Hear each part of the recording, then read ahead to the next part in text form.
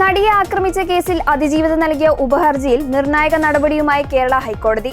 കേസിലെ സുപ്രധാന തെളിവായ മെമ്മറി കാർഡും പെൻഡ്രൈവും ഹൈക്കോടതി രജിസ്ട്രാർക്ക് കൈമാറാൻ കോടതി ഉത്തരവിട്ടു.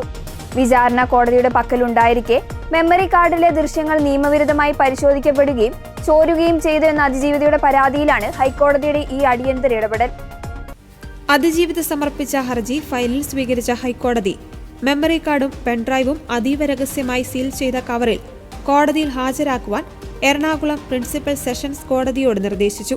വിചാരണ കോടതിയുടെ പക്കലുള്ള ഡിജിറ്റൽ തെളിവുകൾ സുരക്ഷിതമാണോ എന്ന് പരിശോധിക്കുന്നതിന്റെ ഭാഗമായാണ് ഹൈക്കോടതി ഇവ നേരിട്ട് വിളിച്ചു വരുത്തുന്നത്.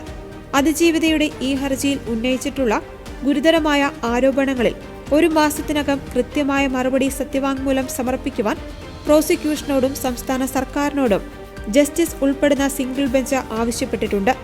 കോടതിയുടെ പക്കലുണ്ടായിരുന്ന മെമ്മറി കാർഡ് പലതവണ അനധികൃതമായി തുറന്നു പരിശോധിച്ചതായും ഇതിലൂടെ ദൃശ്യങ്ങൾ ചോർന്നതായും നേരത്തെ പ്രോസിക്യൂഷനും അതിജീവിതയും ആരോപിച്ചിരുന്നു. വിചാരണ കോടതിയിൽ നടന്ന പ്രിലിമിനറി അന്വേഷണ റിപ്പോർട്ടിലെ കണ്ടെത്തലുകൾക്കെതിരെയും കൃത്യമായ അന്വേഷണം ആവശ്യപ്പെട്ടുമാണ് അതിജീവിത ഹൈക്കോടതിയെ സമീപിച്ചത്. ഡിജിറ്റൽ തെളിവുകൾ നേരിട്ട് പരിശോധിക്കുന്നതിലൂടെ കേസിൽ വരും ദിവസങ്ങളിൽ കൂടുതൽ നിർണായക വിവരങ്ങൾ പുറത്തുവരുമെന്നാണ് നിയമവിദഗ്ധർ വിലയിരുത്തുന്നത്.